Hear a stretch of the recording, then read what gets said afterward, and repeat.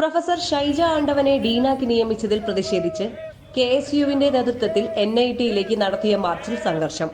Police NIT കവാടത്തിനു മുമ്പിൽ സ്ഥാപിച്ച ബാരിക്കേഡിനുള്ളിലൂടെ KSU പ്രവർത്തകർ ക്യാമ്പസിലേക്ക് പ്രവേശിക്കാൻ നോക്കിയത് പോലീസ് തടഞ്ഞതോടെയാണ് സംഘർഷം ഉണ്ടായത്.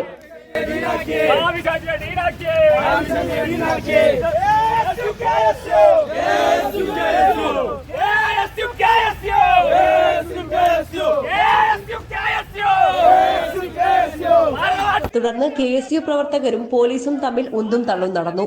ഇതിനിടയിൽ വാക്കേറ്റം മൂത്തതോടെ പോലീസ് ലാത്തി വീശി. 10ഓളം വരുന്ന KSU പ്രവർത്തകർക്ക് ലാത്തി പരിക്കേറ്റു.